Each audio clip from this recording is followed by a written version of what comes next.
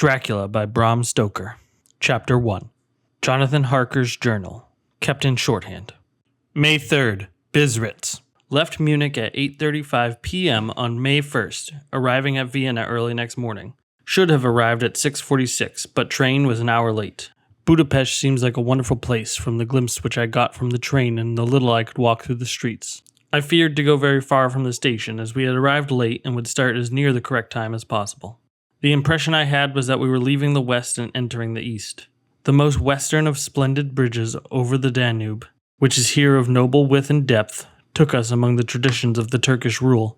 We left in pretty good time and came after nightfall to Klausenberg. Here I stopped for the night at the Hotel Royal. I had for dinner, or rather supper, a chicken done up some way with red pepper, which was very good, but made me thirsty. Reminder to get a recipe for Mina. I asked the waiter and he said it was called paprika hendal, and that, as it was a national dish, I should be able to get it anywhere along the Carpathians. I found my smattering of German very useful here indeed. I don't know how I should be able to get on without it. Having had some time at my disposal when in London, I had visited the British Museum and made search among the books and maps in the library regarding Transylvania. It had struck me that foreknowledge of the country could hardly fail to have some importance in dealing with a nobleman of that country. I find that the district he named is in the extreme east of the country, just on the border of 3 states, Transylvania, Moldavia, and Bukovina, in the midst of the Carpathian Mountains, one of the wildest and least known portions of Europe. I was not able to light on any map or work giving the exact locality of the Castle Dracula, as there are no maps of this country as yet to compare with our own Ordnance Survey maps. But I found that Bistritz, the post town named by Count Dracula, is a fairly well-known place. I shall enter here some of my notes, as they may refresh my memory when I talk over my travels with Mina. In the population of Transylvania, there are 4 distinct nationalities: Saxons in the south, and mixed in with them the Wallachs, who are the descendants of the Dacians, Magyars in the west, and Zikals in the east and north. I am going among the latter, who claim to be descended from Attila and the Huns. This may be so, for when the Magyars conquered the country in the 11th century, they found the Huns settled in it. I read that every known superstition in the world is gathered into the horseshoe of the Carpathians, as if it were the center of some sort of imaginative whirlpool. If so, my stay may be very interesting. Reminder, I must ask the Count all about them. I did not sleep well, though my bed was comfortable enough, for I had all sorts of queer dreams. There was a dog howling all night under my window, which may have had something to do with it. Or it may have been the paprika, for I had to drink up all the water in my carafe and was still thirsty.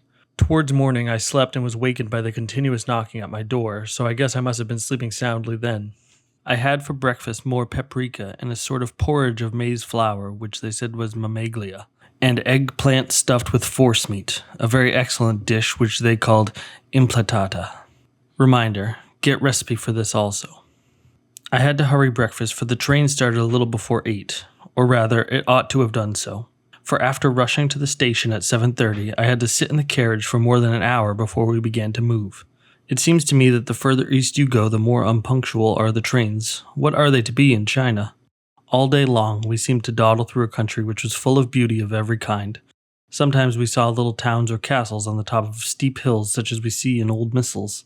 Sometimes we ran by rivers and streams, which seemed from the wide stony margin on each side of them to be subject to great floods. It takes a lot of water and running strong to sweep the outside edge of a river clear.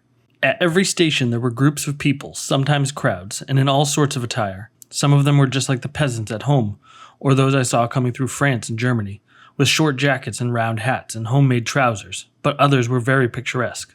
The women looked pretty, except when you got near them, but they were very clumsy about the waist. They had all white sleeves of some kind or other, and most of them had big belts with a lot of strips of something fluttering from them like the dresses in a ballet, but of course there were petticoats under them. The strangest figures we saw were the Slovaks, who were more barbarian than the rest, with their big cowboy hats, great baggy dirty white trousers, white linen shirts, and enormous heavy leather belts, nearly a foot wide, all studded over with brass nails. They wore high boots with their trousers tucked into them and had long black hair and heavy black mustaches. They were very picturesque, but do not look prepossessing. On the stage they would be set down at once as some old oriental band of brigands. They are, however, I am told, very harmless and rather wanting in natural self-assertion. It was on the dark side of twilight when we got to Bistritz, which is a very interesting old place.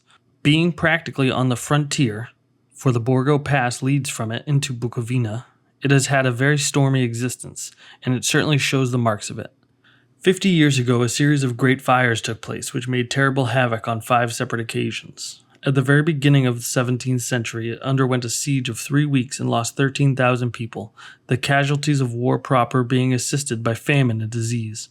Count Dracula had directed me to go to the Golden Crone Hotel, which I found to my great delight to be thoroughly old-fashioned, for of course I wanted to see all I could of the ways of the country. I was evidently expected, for when I got near the door I faced a cheery-looking elderly woman in the usual peasant dress, white undergarments with long double apron, front and back, of colored stuff fitting almost too tight for modesty. When I came close she bowed and said, "The Herr Englishman?"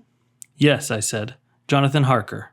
She smiled and gave some message to an elderly man in white shirt-sleeves who had followed her to the door. He went, but immediately returned with a letter. "My friend, welcome to the Carpathians. I am anxiously expecting you. Sleep well tonight. At 3 tomorrow, the diligence will start for Bukovina. A place on it is kept for you. At the Borgo Pass, my carriage will await you, and will bring you to me. I trust that your journey from London has been a happy one, and that you will enjoy your stay in my beautiful land. Your friend, Dracula." May 4th. I found that my landlord had got a letter from the Count, directing him to secure the best place on the coach for me. But on making inquiries as to details, he seemed somewhat reticent, and pretended that he could not understand my German. This could not be true, because up to then he had understood it perfectly, at least answered my questions exactly as if he did. He and his wife, the old lady who had received me, looked at each other in a frightened sort of way. He mumbled out that the money had been sent in a letter, and that was all he knew. When I asked him if he knew Count Dracula, and could tell me anything about his castle, both he and his wife crossed themselves and said that they knew nothing at all, simply refused to speak further. It was so near the time of starting that I had no time to ask anyone else, for it was all very mysterious and not by any means comforting. Just before I was leaving, the old lady came up to my room and said in a very hysterical way, "Must you go, O young Herr? Must you go?" She was in such an excited state that she seemed to have lost her grip of what German she knew, and mixed it all up with some other language which I don't know at all. I was able to follow her by asking many questions. When I told her that I must go at once, and that I was engaged on important business, she asked again, "Do you know what day it is?" I answered that it was the 4th of May. She shook her head as she said again, "Oh yes, I know that, but do you know what day it is?" On my saying that I do not understand, she went on, "It is the eve of St. George Day. Do you know that tonight, when the clock strikes midnight, all the evil things in the world will have full sway? Do you know where you are going and what you are going to?" She was in such evident distress that I tried to comfort her, but without effect. Finally, she went down on her knees and implored me not to go, at least to wait a day or two before starting. It was all very ridiculous, but I did not feel comfortable. However, there was business to be done, and I could allow nothing to interfere with it. I therefore tried to rise her up again, and said, as gravely as I could, that I thanked her, but my duty was imperative, and that I must go. She then rose and dried her eyes, and taking a crucifix from her neck, offered it to me. I did not know what to do, for as an English churchman I have been taught to regard such things as in some way idolatrous. And yet it seemed so ungracious to refuse an old lady meaning so well and in such a state of mind. She saw, I suppose, the doubt in my face, for she put the rosary around my neck and said, "For your mother's sake," and went out of the room. I am writing up this part of the diary whilst I am waiting for the coach, which is, of course, late, and the crucifix is still around my neck. Whether it is the old lady's fear, or the many ghostly traditions of this place, or the crucifix itself, I do not know, but I am not feeling nearly as easy in my mind as usual. If this book should ever reach Mina before I do, let it bring my goodbye. Here comes the coach. May 5th, the castle. The gray of the morning has passed, and the sun is high over the distant horizon, which seems jagged, whether with trees or hills I know not, for it is so far off that big things and little are mixed. I am not sleepy, and, as I am not to be called till I awake, naturally I write till sleep comes. There are many odd things to put down, and, lest who reads them may fancy that I dined too well before I left Bistritz, let me put down my dinner exactly. I dined on what they called robber steak, bits of bacon, onion, and beef, seasoned with red pepper, and sprung on sticks and roasted over the fire, in the simple style of the London cat's meat. The wine was golden Mediasch, which produces a queer sting on the tongue, which is, however, not disagreeable. I had only a couple glasses of this and nothing else. When I got on the coach, the driver had not taken his seat, and I saw him talking with the landlady. They were evidently talking of me, for every now and then they looked at me, and some of the people who were sitting on the bench outside the door, which they call by a name meaning word bearer, came and listened, and then looked at me, most of them pityingly. I could hear a lot of words often repeated, queer words, for there were many nationalities in the crowd. So I quietly got my polyglot dictionary from my bag and looked them out. I must say they were not cheering to me, for amongst them were Ordog, Satan, Pokal, Hell, Stegosia, Witch, Verloc, and Vlosak, both of which mean the same thing, one being Slovak and the other Servian for something that is either werewolf or vampire. Reminder, I must ask the Count about these superstitions. When we started, the crowd round the inn door, which had by this time swelled to a considerable size, all made the sign of the cross and pointed 2 fingers toward me. With some difficulty, I got a fellow passenger to tell me what they meant. He would not answer at first, but on learning that I was English, he explained that it was a charm or guard against the evil eye. This was not very pleasant for me, just starting for an unknown place to meet an unknown man, but everyone seemed so kind-hearted and so sorrowful and so sympathetic that I could not but be touched. I shall never forget the last glimpse which I had of the inn yard and its crowd of picturesque figures all crossing themselves as they stood round the wide archway, with its background of rich foliage of oleander and orange trees in green tubs clustered in the center of the yard. Then our driver, whose wide linen drawers covered the whole front of the box seat, Gotza, they call them, cracked his big whip over his 4 small horses which ran abreast, and we set off on our journey. I soon lost sight and recollection of ghostly fears and the beauty of this scene as we drove along, although had I known the language, or rather languages, which my fellow passengers were speaking, I might not have been able to throw them off so easily. Before us lay a green sloping land full of forests and woods, with here and there steep hills crowned with clumps of trees with farmhouses, the blank gable end to the road. There was everywhere a bewildering mass of fruit blossom, apple, plum, pear, cherry, and as we drove by I could see the green grass under the trees spangled with the fallen petals. In and out amongst these green hills of what they call here the Mittelland ran the road, losing itself as it swept around the grassy curve, or was shut out by the straggling ends of pine woods, which here and there ran down the hillsides like tongues of flame. The road was rugged, but still we seemed to fly over it with a feverish haste. I could not understand then what the haste meant, but the driver was evidently bent on losing no time in reaching Borgo Prund. I was told that this road is in summertime excellent, but that it had not yet been put in order after the winter snows. In this respect, it is different from the general run of roads in the Carpathians, for it is an old tradition that they are not to be kept in too good order. Of old, the Hospardas would not repair them, lest the Turks should think that they were preparing to bring in foreign troops and so hasten the war which was always really at a loading point. Beyond the green swelling hills of the Mittelland rode mighty slopes of forest up to the lofty steeps of the Carpathians themselves. Right and left of us they towered, with the afternoon sun falling full upon them and bringing out all the glorious colors of this beautiful range, deep blue and purple in the shadows of the peaks, green and brown where grass and rock mingled, and an endless perspective of jagged rock and pointed crags, till they were themselves lost in the distance where the snowy peaks rose grandly. Here and there seemed mighty rifts in the mountains through which, as the sun began to sink, we saw now and again the white gleam of falling water. One of my companions touched my arm as we swept round the base of a hill and opened up the lofty, snow-covered peak of a mountain, which seemed, as we wound our serpentine way, "Look, ist den Zeck! God's seat!" And he crossed himself reverently.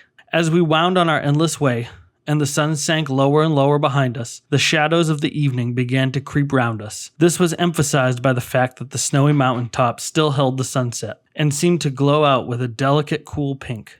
Here and there we passed Czechs and Slovaks, all in picturesque attire, but I noticed that goiter was painfully prevalent. By the roadside were many crosses, and as we swept by, my companions all crossed themselves. Here and there was a peasant, man or woman, kneeling before a shrine, who did not even turn round as we approached, but seemed in the full self-surrender of devotion to have neither eyes nor ears to the outer world. There are many things new to me, for instance, hay ricks in the trees, and here and there very beautiful masses of weeping birch, their white stems shining like silver through the delicate green of the leaves. Now and again we passed a liter wagon, the ordinary peasant's cart, with its long snake-like vertebrae calculated to suit the iniquities of the road. On this were sure to be seated quite a group of homecoming peasants, the Czechs with their white and the Slovaks with their colored sheepskins, the latter carrying lance fashion with long staves, with axe at end. As the evening fell, it began to get very cold, and the growing twilight seemed to merge into one dark mistiness. The gloom of the trees, oak, beech, and pine, though in the valleys which ran deep between the spurs of the hills, as we ascended through the pass, the dark firs stood out here and there against the background of late-lying snow. Sometimes, as the road was cut through the pine woods that seemed in the darkness to be closing down upon us, great masses of grayness, which here and there bestrewed the trees, produced a peculiarly weird and solemn effect, which carried on the thoughts and grim fancies engendered earlier in the evening, when the falling sunset threw into strange relief the ghost-like clouds which amongst the Carpathians seemed to wind ceaselessly through the valleys. Sometimes the hills were so steep that despite our driver's haste, the horses could only go slowly. I wished to get down and walk up them, as we do at home, but the driver would hear none of it. No, he said, you must not walk here. The dogs are too fierce. And then he added, with what he evidently meant for grim pleasantry, for he looked round to catch the approving smile of the rest, and you may have enough of such matters before you. Go to sleep. The only stop he would make was a moment's pause to light his lamps. When it grew dark, there seemed to be some excitement amongst the passengers, and they kept speaking to him, one after the other, as though urging him to further speed. He lashed the horses unmercifully with his long whip, and with wild cries of encouragement, urged them on to further exertions. Then, through the darkness, I could see a sort of patch of gray light ahead of us, as though there were a cleft in the hills. The excitement of the passengers grew greater. The crazy coach rocked on its great leather springs, and swayed like a boat tossed on the stormy sea. I had to hold on. The road grew more level, and we appeared to fly along. Then the mountain seemed to come nearer to us on each side, and to frown down upon us. We were entering the Borgo Pass. One by one, several of the passengers offered me gifts, which they pressed upon me with an earnestness which would take no denial. These were certainly of an odd and varied kind, but each was given in simple good faith, with a kindly word and a blessing, and that strange mixture of fear-meaning movements which I had seen outside the hotel at Bistritz, the sign of the cross and the guard against the evil eye. Then, as we flew along, the driver leaned forward, and on each side the passengers craning over the edge of the coach peered eagerly into the darkness. It was evident that something very exciting was either happening or expected. But though I asked each passenger, no one would give me the slightest explanation. This state of excitement kept on for some little time, and at last we saw before us the pass opening out on the eastern side. There were dark rolling clouds overhead, and in the air the heavy, oppressive sense of thunder. It seemed as though the mountain range had separated two atmospheres, and that now we had to go into the thunderous one. I was now myself looking out for the conveyance which was to take me to the Count. Each moment I expected to see the glare of lamps through the blackness, but all was dark. The only light was the flickering rays of our own lamps, in which the steam from our hard-driven horses rose in a white cloud. We could see now the sandy road lying white before us, but there was on it no sign of a vehicle. The passengers drew back with a sigh of gladness, which seemed to mock my own disappointment. I was already thinking what I had best do, when the driver, looking at his watch, said to the others something which I could hardly hear. It was spoken so quietly and in so low a tone. I thought it was an hour less than the time. Then, turning to me, he said in German worse than my own, "There is no carriage here. The Herr is not expected after all. He will now come on to Bukovina and return tomorrow or the next day. Better the next day." Whilst he was speaking, the horses began to neigh and snort and plunge wildly, so that the driver had to hold them up. Then, amongst a chorus of screams from the peasants and a universal crossing of themselves, a calèche with 4 horses drove up behind us, overtook us, and drew up beside the coach. I could see from the flash of our lamps, as the rays fell on them, that the horses were coal-black and splendid animals. They were driven by a tall man with a long brown beard and a great black hat, which seemed to hide his face from us. I could only see the gleam of a pair of very bright eyes, which seemed red in the lamplight. As he turned to us, he said to the driver, "You are early tonight, my friend." The man stammered in reply. The English Herr was in a hurry, to which the stranger replied, "That is why I suppose you wish him to go to Bukovina. You cannot deceive me, my friend. I know too much, and my horse are too swift." As he spoke, he smiled, and the lamplight fell on a hard-looking mouth, with very red lips and sharp-looking teeth, as white as ivory. One of my companions whispered to another from the line of burghers Lenore, Den die Toten retten schnell, for the dead travel fast. The strange driver evidently heard the words, for he looked up with a gleaming smile. The passenger turned his face away, at the same time putting out his 2 fingers and crossing himself. Give me the Herr's luggage, said the driver, and with exceeding alacrity my bags were handed out and put in the caleche. Then I descended from the side of the coach, as the caleche was close alongside. The driver, helping me with a hand which caught my arm in a grip of steel. His strength must have been prodigious. Without a word he shook his reins, the horses turned, and we swept into the darkness of the pass. As I looked back, I saw the steam from the horses of the coach by the light of the lamps, and projected against it the figures of my late companions crossing themselves. Then the driver cracked his whip and called his horses, and off they swept on their way to Bukovina. As I sank into the darkness, I felt a strange chill, and a lonely feeling came over me. But a cloak was thrown over my shoulders, and a rug across my knees, and the driver said in excellent German, The night air is chill, mine heir, and my master the Count has bade me take all care of you. There's a flask of Slivovitz, the plum brandy of the country, underneath the seat if you should require it. I did not take any, but it was a comfort to know that it was there all the same. I felt a little strangely and not a little frightened. I think, had there been any alternative, I should have taken it, instead of prosecuting that unknown night journey. The carriage went at a hard pace straight along. Then we made a complete turn and went along another straight road. It seemed to me that we were simply going over and over the same ground again. And so I took note of some salient point, and found that this was so. I would have liked to have asked the driver what this all meant, but I really feared to do so, for I thought that, placed as I was, any protest would have had no effect in case there had been an intention to delay. By and by, however, as I was curious to know how time was passing, I struck a match, and by its flame looked at my watch. It was within a few minutes of midnight. This gave me a sort of shock, for I suppose the general superstition about midnight was increased by my recent experiences. I waited with a sick feeling of suspense.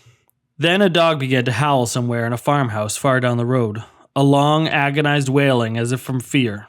The sound was taken up by another dog, and then another, till, borne on the wind which now sighed softly through the pass, a wild howling began, which seemed to come from all over the country, as far as the imagination could grasp it through the gloom of the night. At the first howl, the horses began to strain and rear, but the driver spoke to them soothingly, and they quieted down, but shivered and sweated as though after a runaway from a sudden fright. Then, far off in the distance, from the mountains on each side of us began a louder and a sharper howling, that of wolves, which affected both the horses and myself in the same way. For I was minded to jump from the caleche and run, whilst they reared again and plunged madly, so that the driver had to use all his great strength to keep them from bolting.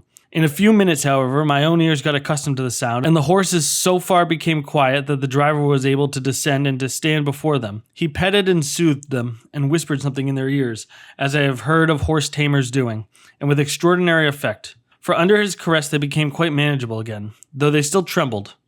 The driver again took his seat, and shaking his reins, started off at a great pace.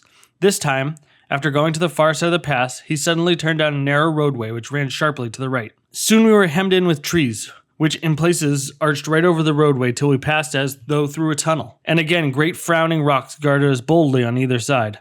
Though we were in a shelter, we could hear the rising wind, for it moaned and whistled through the rocks, and the branches of the trees crashed together as we swept along. It grew colder and colder still, and fine powdery snow began to fall, so that soon we and all around us were covered with a white blanket.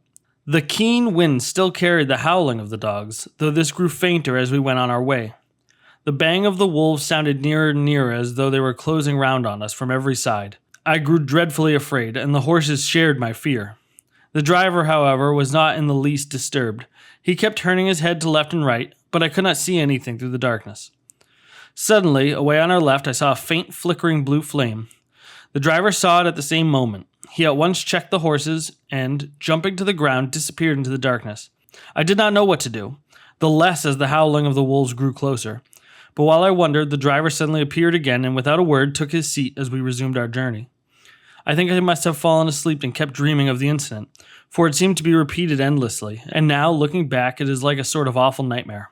Once the flame appeared so near the road that even in the darkness around us I could watch the driver's motions. He went rapidly to where the blue flame arose. It must have been very faint, for it did not seem to illuminate the place around it at all, and gathering a few stones, formed them into some device. Once there appeared a strange optical effect. When he stood between me and the flame, he did not obstruct it, for I could see its ghostly flicker all the same. This startled me, but as the effect was only momentary, I took it that my eyes deceived me straining through the darkness. Then for a time there were no blue flames, and we sped onwards through the gloom, with the howling of the wolves around us as though they were following in a moving circle. At last there came a time when the driver went further afield than he had yet gone, and during his absence, the horses began to trouble worse than ever, and to snort and scream with fright. I could not see any cause for it, for the howling of the wolves had ceased altogether. But just then, the moon, sailing through the black clouds, appeared behind the jagged crest of a beetling, pine-clad rock, and by its light I saw around us a ring of wolves with white teeth and lolling red tongues, with long sinewy limbs and shaggy hair. They were 100 times more terrible in the grim silence which held them than even when they howled.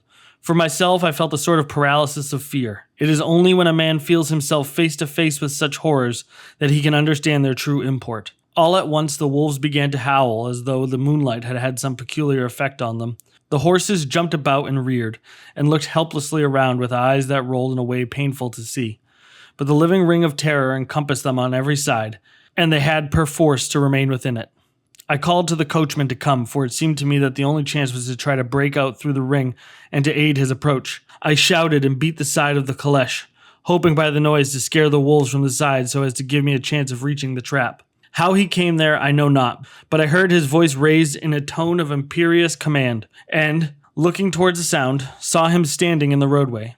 As he swept his long arms, as though brushing aside some impalpable obstacle, the wolves fell back and back further still. Just then a heavy cloud passed over the face of the moon, so that we were again in darkness. When I could see again, the driver was climbing into the caleche, and the wolves had disappeared. This was also strange and uncanny that a dreadful fear came upon me, and I was afraid to speak or move. The time seemed interminable, as we swept on our way now in almost complete darkness, for the rolling clouds obscured the moon. We kept on ascending, with occasional periods of quick descent, but in the main always ascending. Suddenly I became conscious of the fact that the driver was in the act of pulling up the horses in the courtyard of a vast ruined castle, from whose tall black windows came no ray of light, and whose broken battlements showed a jagged line against the moonlit sky.